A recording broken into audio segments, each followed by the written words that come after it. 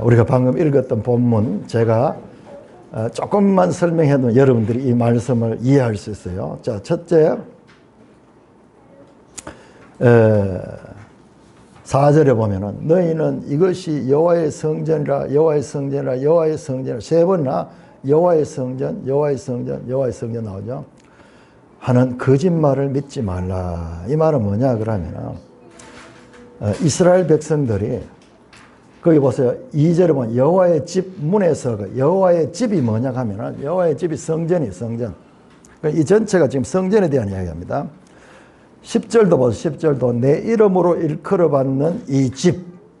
11절도 내 이름으로 일컬어 받는 이 집이. 14절도 내 이름으로 일컬어 받는 이 집. 전부 다 이게 성전을 가면 성전. 성전. 하나님의 집이죠. 성전. 이 성전에서 이 사람들이 여기는 하나님의 성전이기 때문에 우리가 성전에서 예배를 드리고 하나님께 제사를 드리면은 그러면은 이제 모든 것이 다 우리가 할 일을 다 했고 하나님께서 우리에게 복을 준다. 그런 말씀입니다. 그 당시에 제사장이나 선지자들도 그런 식으로 가르쳤어요. 우리는 이스라엘 백성, 하나님의 선택된 백성이기 때문에 성전 제사만 잘 드리고 성전 예배만 잘 드리면 하나님께서 우리를 지켜주신다. 그러면서 생활은 자기 마음대로 사는 거예요. 자기 기분대로. 아까 말했듯이 생수의 근원이 되는 하나님의 말씀을 따르는 것이 아니라 내 스스로 자기 하고 싶은 대로 자기 마음에 드는 대로 남의 것 빼앗고 욕심을 키워가지고 딴 사람을 속이고 딴 사람을 넘어뜨리고 그 사람의 것을 내가 취해가지고 내 이득을 채리고 오늘날도 마찬가지죠. 인간 살면서 이 세상에 약육 강식 그와 같은 상태예요. 하나님의 백성이면은 하나님 앞에 나와 제사를 드리고 하나님 앞에 예배를 드리면은 그들이 어떤 삶을 사는 거예요? 그 하나님의 뜻을 따라서 살아야 되는데 제사는 그렇게 드리는데 생활은 자기 마음대로 하는 거예요. 여러분 우리는 앞에서 레위기 같은 데서 배웠습니다. 제사법을 배웠어요. 그런데 여기 와서는 단순한 제사법만 이야기하는 것이 아니라 우리의 생활에 관한 윤리적인 삶의 문제를 다루고 있습니다. 그러니까는 모세 오경 때는 그냥 법만 잘 지키면 되는 줄 알았는데 지금 여기에 좀 오면은 지금 모세 법이 BC 1500년경이고 여기는 지금 BC 한 600년경 되거든요. 한 900년 차이가 나잖아요. 그 하나님께서 이 집에서 단순하게 제사 드리고 이 집에 들어와서 너희가 예배 드린 것에만 만족하면서 내가 성전에서 행할 일을 다 했다. 그러니까 하나님 내한테 복을 주세요. 그러면서 자기 삶은 마음대로 사는 거예요. 11절 보세요. 내 이름으로 일컬어 받는 이 집이 너희 눈에 도둑의 소굴로 보이느냐. 성전 때문에 성전에서 내가 제사를 드리고 성전에서 내가 할 도리를 다 했기 때문에 이제 내 마음대로 살아도 된다. 오히려 성전 때문에 그와 같은 생각을 가지는 그게 강도의 소굴이고 도덕의 소굴이에요. 마태복음 21장 13절에서 예수님께서 바로 인용하신 말씀이 바로 이 말씀이에요. 형식주의. 하나님이 진정으로 원하는 것은 그 형식뿐만 아니라 형식과 더불어 그 내용까지도 하나님의 뜻에 맞는 삶을 살기를 원하는데 형식주의. 이게 우리 신앙인들이 빠지기 쉬운 함정이에요. 내가 교회에 다니니까는 내가 예배를 드렸으니까는 삶은 아무 때나 사는 거예요. 전에 어떤 영화 가운데서 그런 영화는 무슨 한국 영화인데 아주 비리를 행하는 경찰관이 나가서 늘 비리를 행하면서 남한테 돈 받고 그래서 판결을 굽게 하고 그러니까 수요일날 주일날 교회 와가지고는요 11조를 탁 그렇게 번 돈 가지고 검은 돈을 많이 버렸죠. 그걸 가지고 와서 11조를 크게 팍 하면서 자기 모든 행위를 퉁치는 거예요. 자기 양심에 찔리는 것도 다 이제 그것 가지고 씻어내는 거예요. 그렇게 되니까는 오히려 예배가 자기의 부당한 행동, 비윤리적이고 자기의 거짓된 그와 같은 잘못을 덮어주는 그런 역할이 되는 거예요. 이게 우리 신앙인들이 빠질 수 있는 함정입니다. 하나님은 그걸 원하지 않는 거예요. 그걸 원하지 않아요. 오히려 그런 식으로 나오는 그 제사, 그런 식으로 나오는 그와 같은 예배는 하나님께서 싫어. 이제 너희 제사 받는 것에 내가 지겹다. 제사를 드리지 마라. 차라리 그런 식으로 제사를 드리건 제사를 드리지 마라. 선지서에 보면은 그와 같은 하나님의 역정이 나타납니다. 자, 우리가 로마서를 저는 개인적으로 한 2달 동안 로마서 1장에서 16장까지를 쭉 공부를 했는데 제가 인생에서 할 수 있는 최고의 지금까지 성경 읽고 이랬던 걸 이번에 로마서에 한번 전적으로 투자하면서 1장에서 16장까지를 전체를 관통하면서 그러다 보니까 에레미야서는 손을 못 댔죠. 이제 우리 8월 달에 이 에레미야서인데 에레미야 전반부예요. 전반부. 아주 중요한 내용들은 나중에 또 따로 나올 거예요. 따로 나오는데요. 자, 먼저 1장 우리 한번 보겠습니다. 자, 우리가 책을 대할 때마다 그 책이 어떤 책인가 성격. 첫째로 에레미야서는 구약 성경 가운데서 선지서죠. 선지서 17권 가운데서 이사야, 에레미야, 그 다음에 에레미야, 에가, 그 다음에 에스겔, 다니엘 이런 식으로 사실상은요 에레미야서가 구약 선지서 가운데 가장 내용이 깁니다. 이사야서보다 훨씬 더 길어요. 그런데 이사야서는 66장이고 에레미야는 52장이니까는 장수로 보면은 이사야가 더 긴 것 같지만 제가 한번 시알려 보니까는 실제로 에레미야가 훨씬 내용이 깁니다. 그 어떤 면에서 보면은 구약 성경 선지서 가운데서 가장 긴 성경이에요. 그래서 보통 길이를 따라가서 대선지서, 소선지서 구별하는데 그 길이로 따진다면 이사야보다 이게 먼저 나와야 돼요. 그러나 하나님께서 이렇게 이제 두 번째 나왔습니다. 1장 1절 보십니다. 베냐민 땅 아나돗 제사장들 중 hil기야의 아들 에레미야의 말이다. 여러분, 성경은 이야기가 전부 연결됩니다. 전부 연결돼요. 베냐민 땅 그러면요, 우리는 그 역사서를 통해서 보면 베냐민 땅이 특별한 의미를 가진 땅인 것을 알게 됩니다. 그러면 우리가 그런 배경 없이 그냥 읽으면은 아무 의미 없는 거예요. 여러분 한번 보세요. 사사시대의 마지막에 베냐민 지파가 반역을 일으켜가지고 이스라엘 11지파하고 싸움을 벌여가지고 큰 전쟁이 나고 거기에서 베냐민 지파는 다 망해버렸어. 다 망해버렸어. 그런데 그렇게 해서 다 죽어가는 베냐민 지파가 살아나가지고요. 그 다음에 열왕기 상에 보면은, 사무엘 상이죠. 사무엘 상에 보면은 그 베냐민 지파에서 사울을 하나님께서 왕으로 세웁니다. 그래서 이스라엘의 초대 왕이 그 반역한 베냐민 지파에서 초대 왕이 나와요. 그런데 이 사울은 얼마나 겸손한 왕이었는지 몰라요. 그런데 겸손할 수밖에 없었던 것이 베냐민 지파가 가지는 12지파 가운데서 베냐민 지파가 가지는 과거의 잘못, 그런 것 때문에 아마 수적으로도 제일 작았을 거예요. 베냐민 지파가. 왜냐 그러면은 베냐민 지파가 600명 남고 다 죽었거든요. 사사기 보면은 다 죽어버렸어요. 여자는 또 하나도 없었어. 남자들만 한 600명 남았어. 그랬던 거의 멸문지화를 당한 그 지파인데 하나님께서 그 지파에서 이스라엘의 초대 왕을 세웠는 거예요. 그래서 아주 겸손한 왕으로 시작됐지만은 그러나 이 사울 왕이 나중에 교만해지고 그리고 이 하나님이 세운 이 다윗을 죽이려고 하죠. 그러니까 베냐민 지파는요, 베냐민 지파는 이스라엘 12지파 가운데서 이와 같은 많은 잘못이 있었던 그와 같은 한때 화려했지만은 지금은 몰락한 그런 지파예요.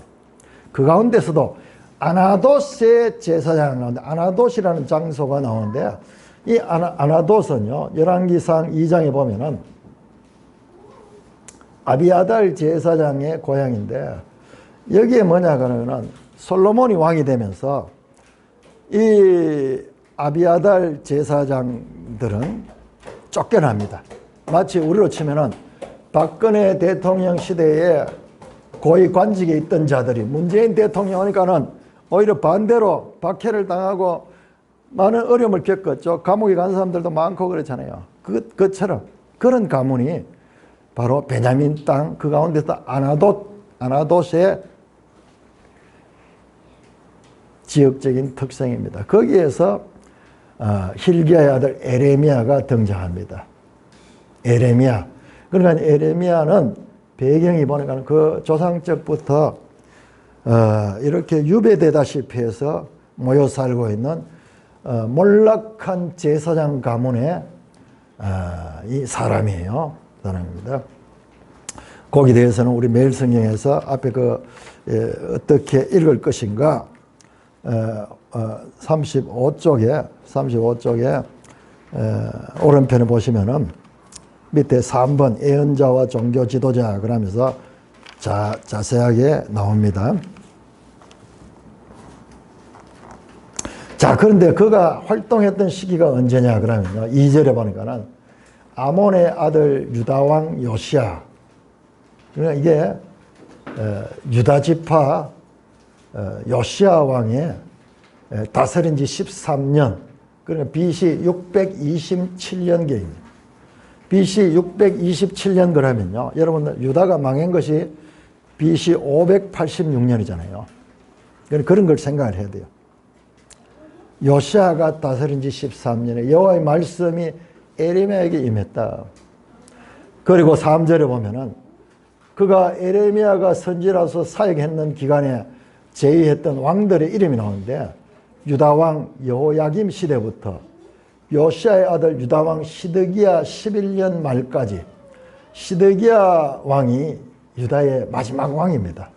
유다가 망할 때 그래서 11년 말 5월에 예루살렘에 사로잡혀가기까지, 자, 포로로 잡혀가는 거죠. 포로로 잡혀가는 BC 586년. 그래서 한 40년 동안 선지자로 일을 했는데, 그런데 그의 시대가 우리가 이것만 딱 보면, 이것만 읽어보면은 이걸 그려야 돼요. 앞에 이제 역사서에서 어떤 일들이 있었는가. 자, 우리 지도 한번 보겠습니다. 지도 205쪽을 한번 열어보세요. 지도 205. 역사서 또는 선지서를 공부하면 반드시 이 지도가 필요합니다. 205쪽. 이런 보조 자료 없이요, 그냥 이런 구약성경 읽으면 무슨 말인지 아무도 몰라요. 그런 식으로 공부해가지고는 평생 해도 알지 못해요. 자, 보세요. 에레미야가 언제 나오는가? 쭉 역사상 선지자들 나오죠. 엘리야부터 시작해가지고 쭉 나오는데, 에레미야는 중간 좀 아랫부분 나오죠. 자, 에레미야가 활동했던 시기, BC 626년에서 584년. 활동 지역, 고향은 아나돗 출신이고, 그 다음에 에루살렘에서 주로 활동을 했습니다. 자, 에레미야의 중심적인 가르침이 뭐냐? 중심적인 가르침이 새 언약의 약속이고, 그 다음에 핵심 선구가 뭐냐? 31장 33절에서 34절이에요. 여러분들 이런 걸 아는 것이요, 정말 중요해요. 그런데 이걸 알려고 하면 우리가 알 수 없어요. 내용을 다 읽고, 에레미야서를 52장까지 다 읽고, 그것도 몇 번 읽고 나면은, 야, 에레미야서의 핵심 메시지가 뭔가, 이게 이제 구조를 파악한다는데, 그게 31장 31절부터 34절까지, 33절보다도 새 언약의 약속인데, 자, 이거는 우리가 나중에 공부하면서 알게 될 것이고, 자, 이렇게 에레미야 이 선지자가 활동했고요. 자, 이 에레미야 선지자가 어느 왕들 시대냐? 자, 지도 181쪽을 한번 볼까요? 지도 181쪽 분열 왕조 역대 왕들 나오죠. 역대 왕. 자, 밑에서부터 보는 게 좋습니다. 유다 지역에 제일 마지막에 왕이 예루살렘 성전 파괴가 586년이죠. 그럼 마지막 왕이 시드기야죠. 자, 에레미야가 사역을 시작한 게 바로 그 위에 요시야부터입니다. 시드기야 위에 여호야긴, 여호야김, 여호아하스, 요시야. 그 요시야까지. 그럼 무려 왕이 하나, 둘, 셋, 넷, 다섯 왕이 제위했던 시대에 에레미야가 사역을 했습니다. 그런데 거기 보시면은 여호야긴 왕을 보시면은 여호야긴 왕은 598년이요. 요거는 뭐냐 그러면 요거는 그해 석 달 왕이 돼. 석 달. 또 하나 더 있어. 여호아하스. 요시야 바로 아들. 그것도 609년 하나 더 있죠. 요것도 석 달 동안 왕이 있었어. 이게 뭐냐 그러면은 이때 바벨론이 쳐들어오고 그렇게 하면서 바벨론이 왕을 씌웠는 거야. 그리고 원래 정통적인 왕을 쫓아내보는 거야. 그래서 외부에 의해 가지고 이 왕들이 세워지고 하면서 두 사람 왕은 석 달 합쳐도 1년도 안 돼요. 그리고 나머지 왕들. 그러니까 지금 유다 왕국의 말기, 유다 왕국이 멸망할 그때입니다. 유다 왕국이 멸망할 때. 그러니까 이때 이 에레미야가 사역을 했으니까 얼마나 불행한 시대예요. 멸망하는 때. 그때 하나님 말씀을 전하니까는. 그래서 에레미야를 통해서 유다 말기에 대한 말씀인데 아까 봤듯이 그런데 에레미야서의 핵심 성경 구절이 31장의 새 언약이라는 거예요. 새 언약. 여러분 한번 생각해 보세요. 지금 이 나라가 옛 언약의 시대가 망하는데 하나님께서 그 에레미야 말씀 가운데 그 핵심에 새 언약에 대한 소망을 주셨어요. 이게 하나님입니다. 이게 하나님이세요. 정말 어두운 시대 멸망으로 버려두지 않고 오히려 그 멸망의 어두운 가운데서 새 언약의 소망을 받은 선지자가 또한 에레미야이기도 한 것입니다. 자, 여러분 우리 이사야 1장을 한번 보겠습니다. 이사야 1장 선지서 가운데 제일 첫 번째 나오는 이사야서 이사야 1장 2절 3절 한번 보겠습니다. 자, 하나님이 여러분 우리는 하나님은요 우리 역사 가운데 우리가 알아들을 수 있는 언어를 통해 가지고 이렇게 하나님이 나타나셔요. 그래서 선지자를 통해서 말씀을 주시고 이러는데 그 하나님이 의인화되어 있어. 사람처럼 그렇게 나타나시는 거예요. 안 그러면 우리는 하나님을 볼 수도 없고 말씀을 들을 수도 없어. 자, 그런데 에레미야보다도 한 100년 전에 선지자였던 이사야에게 하나님이 나와서 하시는 말씀을 한번 보세요. 2절 3절 우리 같이 읽겠습니다. 시작. 하늘이여 들으라, 땅이여 귀를 기울이라. 여호와께서 말씀하시기를 내가 자식을 양육하였거늘 그들이 나를 거역하였도다. 소는 그 임자를 알고 나귀는 그 주인의 구유를 알건만은 이스라엘은 알지 못하고 나의 백성은 깨닫지 못하는도다 하셨도다. 자, 여러분 이사야에서 나오고 에레미야에서 나오는데 하늘이여 땅이여 이런 이야기 나오면요. 자, 하늘과 땅은 누구냐 그러면은 하나님의 백성들의 정인. 여러분 하늘이 덧고 땅이 덧습니다. 왜냐? 이 모든 것들은 하나님이 만든 창조물이에요. 하나님이 있으라 하심에 존재했던 거예요. 그래서 그들이 귀가 있어요. 귀가. 하나님의 말씀을 알아듣는 귀가 있어요. 모든 피조물 마찬가지. 말씀으로 있으라 함에 존재했거든요. 우리는 이런 귀를 가지고 있지만 그들도 하나님의 말씀을 듣는 거예요. 그러니까 하나님은 만물의 주인이시고 모든 것의 이 주관자이신 거예요. 그래서 그냥 하늘이여 땅이여 그냥 수사적인 표현이 아니고 모든 피조물을 대표하는 하늘과 땅들이 정인이 되라. 정인이. 내가 판단하는 것이 과연 옳은 거 아닌가. 너희가 정인이 되어서 한번 들어봐라. 그러면서 내가 자식을 양육했는데 그들이 나를 거리겠다. 우리말로 하면 뭐냐. 야, 이 후레 자식들아. 이 개보다도 못한 놈들아. 짐승보다 못한 놈들아. 그 말이에요. 3절 보세요. 소는 임자를 알고 나귀는 그 주인을 구유를 알지만 이스라엘 알지로 나의 백성은 깨닫지 못한다. 짐승보다 못한 이 후레 자식들아. 얼마나 대노하시고 그렇게 강력하게 이스라엘을 향하여서 준엄하게 꾸짖습니다. 그런데 왜 시작하자마자 하나님 왜 이렇게 꾸짖어?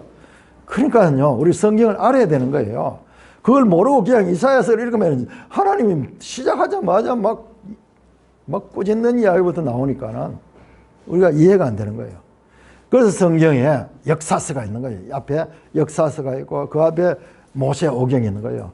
하나님의 법을 줬고 모세오경을 통해가지고 그 다음에 그 법을 가지고 역사 가운데 살아가야 되는데 아까 봤지만은 역사에 망할 정도로 이스라엘이 하나님의 말씀에 불순종했는 거예요. 그 배경을 알고 지금 이걸 봐야 돼요. 자, 그런데 오늘 우리 에레미야 2장을 보시면요. 에레미야 2장 5절을 보세요. 2장 5절. 자, 하나님이 어떻게 이스라엘에서 말씀하시는가. 2장 5절 우리 같이 읽습니다. 시작. 나 여호와가 이와 같이 말하노라. 너희 조상들이 내게서 무슨 불의함을 보았기에 나를 멀리하고 가서 헛된 것을 따라 헛되이 행하니. 자, 여러분 에레미야에서 오면요 분위기가 완전 달라져요. 이사야는 에레미야보다 한 100년 전입니다. 100년 전에 말씀이고 한 100년 후에 에레미야를 통해서 말씀할 때는 하나님이 질문합니다. 너 왜 그러나? 내가 도대체 너한테 무슨 잘못했기 때문에 너희가 그렇게 나를 멀리하고 나를 버리느냐? 헛된 것을 따라 헛되이 행하냐? 헛된 것 우상입니다. 우상 숭배. 왜 그러니? 내가 무슨 잘못했니? 대하는 태도가 완전히 달라집니다. 자, 3장 보세요. 에레미야 3장 1절. 에레미야 3장 1절. 그들이 말하기를 가령 사람이 그 아내를 버림으로 그가 그에게서 떠나 타인의 아내가 되다. 남편이 그를 다시 빌겠냐. 남편과 아내 비유를 여러 번 합니다. 3장 14절 봐. 3장 14절. 여호와의 말씀이니라. 백한 자식들아 돌아오라. 나는 너희 남편이다. 하나님이 이스라엘 백성을 자기의 이 아내를 대하듯이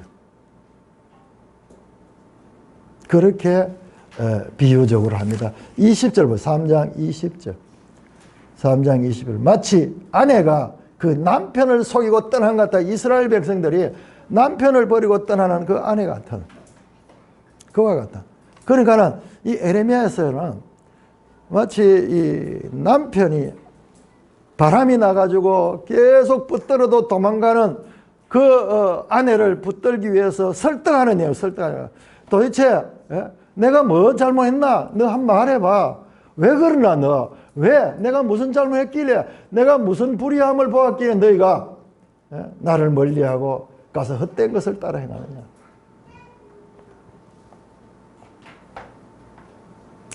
2장 18절 한번 2장 18절. 여러분 이런 식으로 보면요 딱 쉽게 이해돼요. 남편이 이 문제 많은 그 아내를 대하듯이. 여러분 성경에서는 하나님이 이스라엘을 아내로 생각하고 표현하는 그런 내용이 많습니다.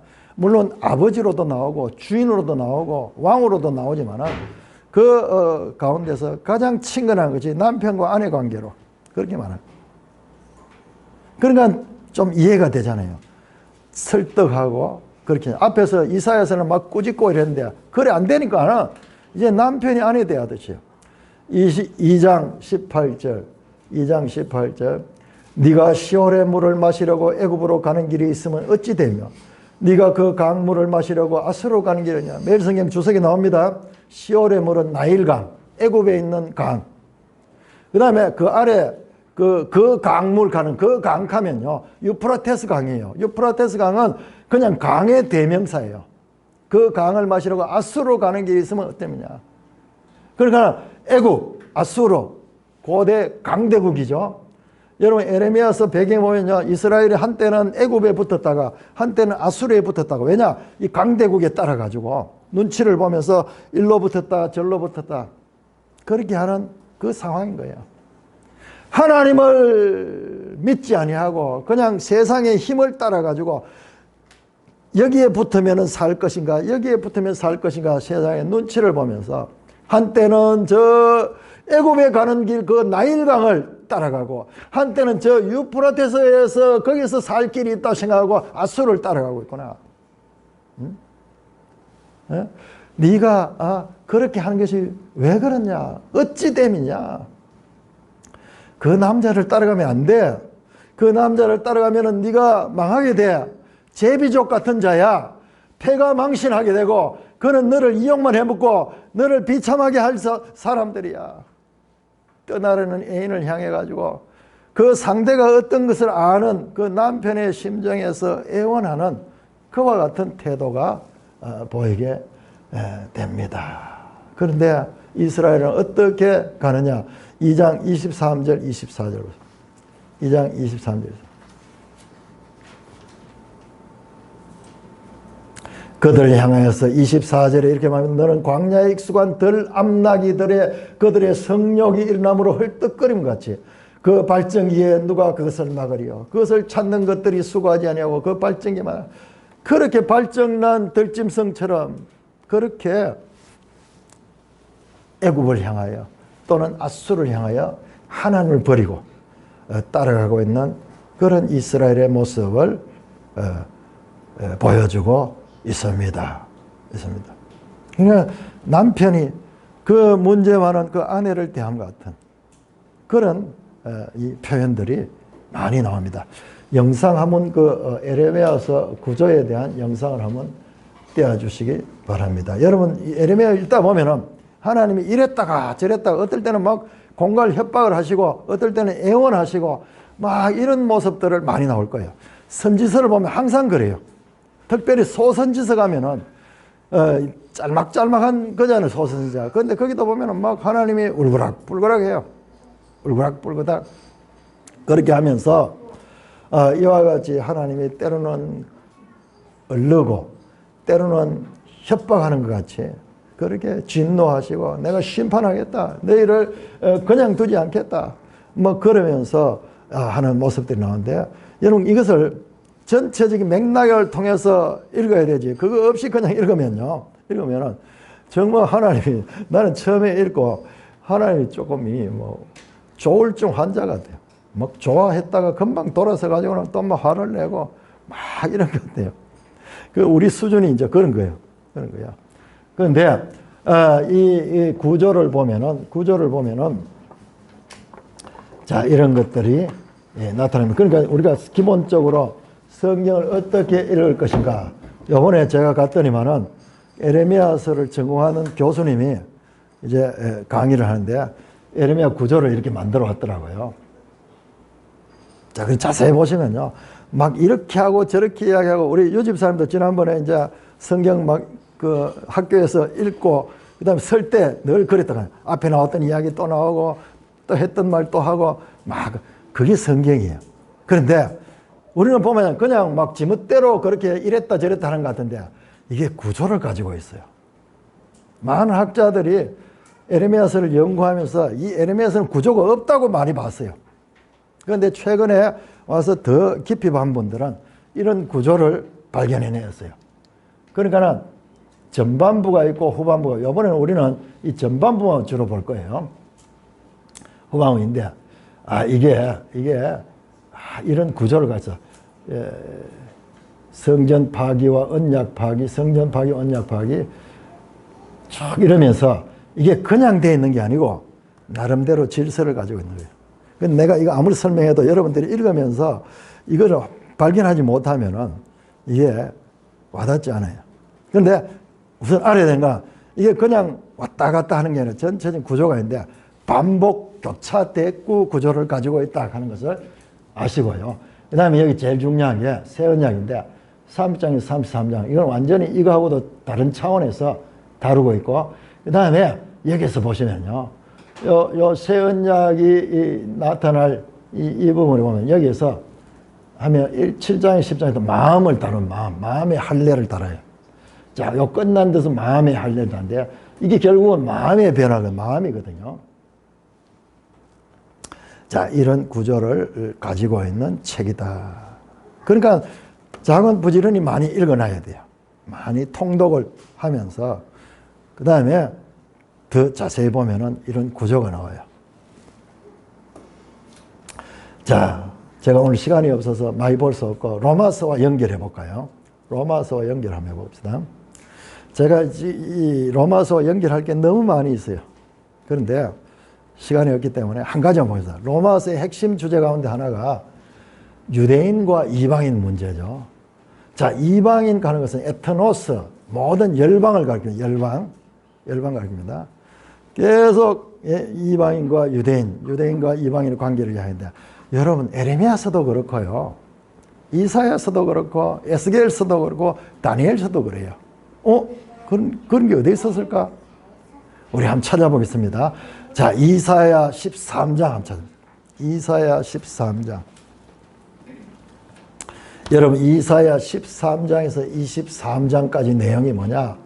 여러분 무려 10장에 걸쳐서 나오는 게 바벨론, 아수르, 암몬, 에돔, 이집트 이와 같은 그 열방들에 관한 기사가 쫙 들어있어요. 자, 우리는 구약 성경은 이스라엘 역사만 다루고 있다고 생각하는데 아니잖아요. 이스라엘 역사가 주로 있지만 그 가운데 열방에 대한 이야기가 이렇게 길게 나오잖아요. 에레미야서도 마찬가지로 46장에서 51장까지가 열방 이야기. 에스겔서도 마찬가지예요. 에스겔 한번 찾아보세요. 에스겔 25장 한번. 에스겔 25장에서 32장까지가 다 열방에 관한 이야기예요. 바벨론, 아수르, 모압, 암몬, 그 다음에 저 애굽, 쭉 이런 나라들 열방에 대한 이야기 나오는 거예요. 그러니까는 우리가 언뜻 봤을 때 구약 성경은 이스라엘 역사만 다루고 있다고 생각했는데 그게 아니고 이스라엘 역사 안에서도 하나님 항상 열방에 대한 이야기를 이렇게 많이 했는 거예요. 로마서를 통해서 다시 한번 신약을 통해서 구약을 보니까는 이야, 이게 신약에서만 이야기 아니고 신약에서 로마서는 마치 이방인의 시대가 왔는 것처럼 그랬는데 오히려 이방인들이 유대인들을 막 이렇게 멸시하고 교만한 그런 입장인데 아니야. 구약에 보니까 구약에 유대인들이 오히려 이방인들을 멸시하고 그렇게 한 역사도 있고 그 다음에 하나님의 관심은 이방에 대해서도 늘 있어 왔다는 거야. 여러분, 제가 이번에 이 교수님 강의를 듣고 궁극적으로 그분도 발견한 게 뭐냐 하면은 그분이 이런 표현을 생태신학이라고 하는데 여러분 생태신학 하는 게 뭐냐? 모든 피조물들, 하나님 구원은요 모든 피조물이 다 해당되는 거예요. 그랬잖아요. 로마서에도 보면은 마지막에 11장 33절에서 36절은 깊도다 하나님의 지혜와 지식의 풍부함이여 누가 그 모든 것을 깨달을 수 있으며 이는 만물이 주께로 나와서 주께로 돌아가고 주께로 말미암아 나왔고 주를 통하여서 주께로 돌아가는 것이 이게 하나님의 구원의 마침이에요. 그 다음에 유대인과 이방인의 문제, 전 인류의 구원에 관한 문제, 이게 하나님의 최종적인 로마서를 통해서 우리에게 제시하시는 그 말씀이에요. 우리는 우리의 구원, 우리 개인이 구원받고 여기에 치중할 수 있는 그런 우리는 한계를 가진 인간들이야. 왜냐하면 내가 없으면 만물이 구원을 받아도 뭐 내하고 상관이 없잖아요. 알 수도 없잖아요. 항상 우리는 우리 중심이고 하나님은 우리 개인도 사랑하지만 모든 피조물 다 바로 창세기 1장의 하나님의 창조 전체 다. 그러니까 이걸 갖다가 만물이라고 해요. 만물. 정말 하나님 맞잖아요. 그런데 하나님은 관점이 우리하고 달라. 우리는 내 개인에 초점을 하지만 하나님은 항상 만물 전체를 구원하시기를 원합니다. 그래서 로마서 8장에 보면 모든 피조물들이 지금도 탄식하며 하나님의 아들들이 나올 것을 원한다. 이 피조물들도 지금 이 죄의 종로에서 벗어나기를 원한다.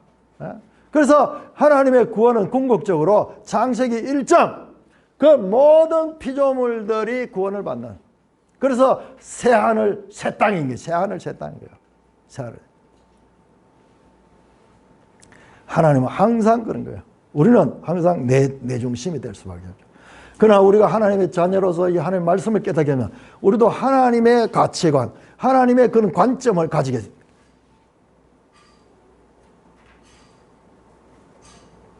자, 이사야 19장 25절 한번 찾아봤어요. 이사야 19장.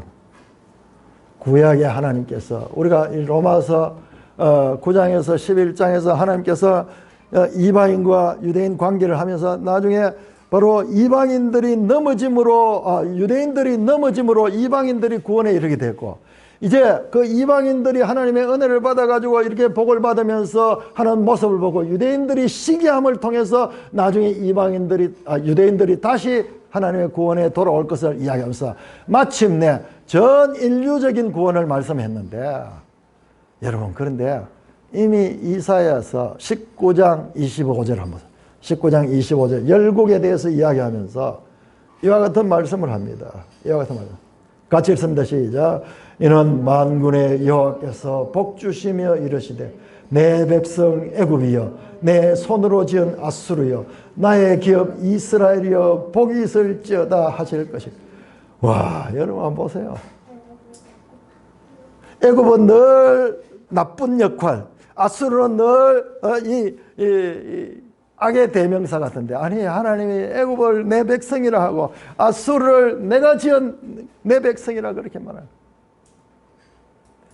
하나님의 궁극적인 구원의 목적은요 모든 민족의 구원이요 뿐만 아니라 이들이 구원받으면 모든 피조물도 사망의 종로로서 회복이 되는 거예요. 회복되는 거예요.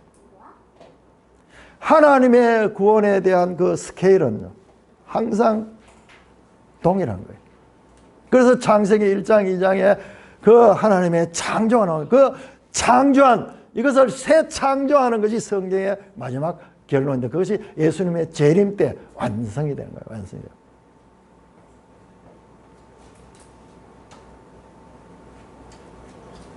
오늘 구약만 볼 적에 여기까지 못 봤는데 신약을 통해서 보니까 이야 이게 이 말씀이구나.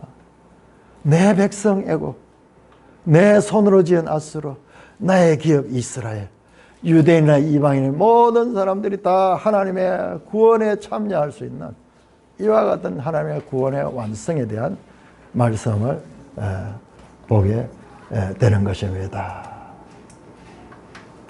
자, 에레미야서에서 여러분 놀라운 말씀이 나오는데요. 자, 에레미야 4장 4절 한번 보세요. 4장 4절.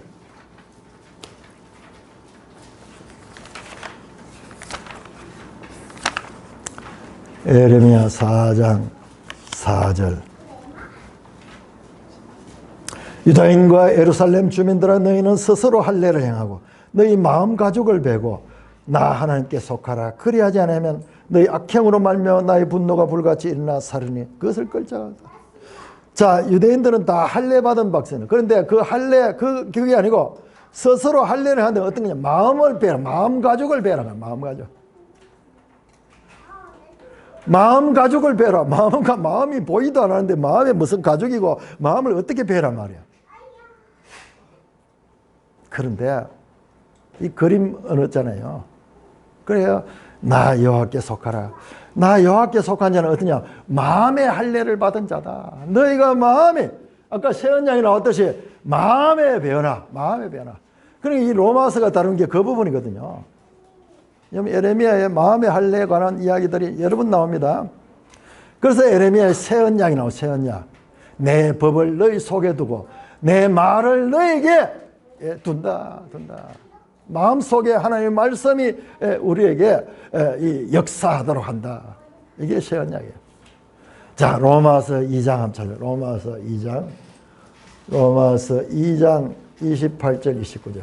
자, 이렇게 신약과 구약의 연속성을 알게 되면요, 우리 하나님 뜻을 바르게 할 뿐만 아니라, 이야, 이게 하나님의 말씀이구나. 그래서 에레미야서하고 로마서는 정말 상관이 없는 것 같은데 아니에요. 밀접한 연관을 갖다. 로마서 2장 28절 29절 같이 읽습니다. 시작. 무릇 표면적 유대인이 아니요 표면적 육신의 할례가 아니니라. 오직 이면적 유대인이며 할례는 마음에 할지니 영에 있고 율법 조문에 있지 아니하다. 여러분, 할례는 마음의 할례인데요, 그것도 어떻게 하냐, 영으로, 성령으로. 자, 로마서 7장 6절. 자, 이 말씀들을 쭉쭉쭉 연결해보면 이게 무슨 말씀인가 떠오르는 거예요. 7장 6절. 이제는 우리가 얽매였던 것에 대하여 죽었으므로 율법에서 벗어났으니 이러므로 우리가 영의 새로운 것으로 섬길 것이요 율법 조문에 묵은 것이 아니다. 새로운 것, 그리고 영, 성령을 가리키면 성령. 그러니까 이제 에레미야서에서 마지막 멸망하는 그때에 암시적인 이와 같은 새 언약에 대한 암시가 있었고, 바울은 이제 그 새 언약 시대가 왔다는 것을 선포하고 있는 거예요. 이게 성경이요. 이게 성경입니다. 사랑하는 형제, 자매 여러분, 나중에 수요일이나 또 이따 오후 시간에도 한번 더 나눠본대요. 깜짝 놀랄 정도로 로마서와 에레미야서는 밀접한 연관을 갖고요. 이걸 알게 되면 성경이 전체적으로 이야기됩니다. 저는 오늘 짧은 시간 로마서와 에레미야서에 서로 연결되는 부분, 그런 것들, 그리고 구약의 모형과, 자, 그때 구약의 그 법을 주시고 율법을 주시고 그걸 그렇게 지키라 그랬는데, 이제 에레미야서 오면은 그 법보다도 한 단계 더 중요한 법을 이야기를 합니다. 마음을 다루기 시작합니다. 망하는 그 입장에서 하나님께서 너희 마음을 새롭게 해야 돼. 이 마음이 새롭게 될 적에 너희가 망하지 아니하고 하나님 뜻을 이룰 수 있어. 로마서가 지금 그걸 이야기하잖아요. 그래요. 하나님이 이 말씀이 나오는데 로마서가 나오기까지 수백 년 전에 이미 암시적으로 그 말씀이 주어지고 바울이 와서 그것을 바르게 선포하는 겁니다. 전혀 다른 시대, 전혀 다른 언어, 히브리어로, 헬라어로 다른 사람에 의해서 하나는 선지서고 하나는 신학적인 교리서인 같은 그런 로마서, 아니에요. 복음서도 마찬가지죠. 복음서도 마찬가지. 마태복음과 로마서와 이 에레미야서 다 연결이 되면 다 연결돼요. 이게 성경이야. 성경이야. 그러니까 기록자는 여러 사람이 여러 시대에 기록했지만은 그러나 그 모든 것을 영감을 주신 분은 성령 하나님, 성령 하나님. 그래서 성경은 하나님의 말씀인 것입니다. 우리 8월 한 달 동안 에레미야서를 묵상함으로 성경이 어떻게 서로 연결되는지, 유기적인 관계를 가지고 있는지, 그럼에도 불구하고 또한 발전하고 있는지, 이런 내용들을 아는 기쁨을 누리면서 하나님의 말씀을 깨닫는, 그래서 그 말씀이 우리에게도 적용이 돼서 우리도 마음의 변화를 받아서 새 언약 백성으로서 복된 삶을 누리는 하나님의 백성 되기를 주님의 이름으로 축원합니다. 오 하나님 아버지, 은혜를 감사합니다.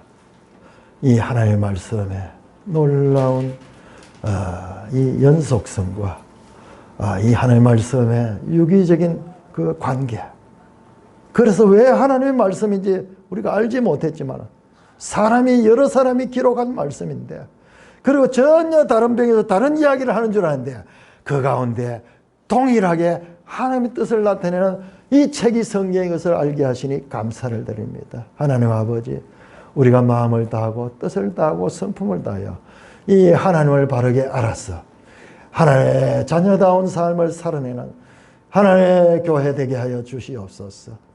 예수님 이름으로 감사하며 기도드리옵나이다. 아멘.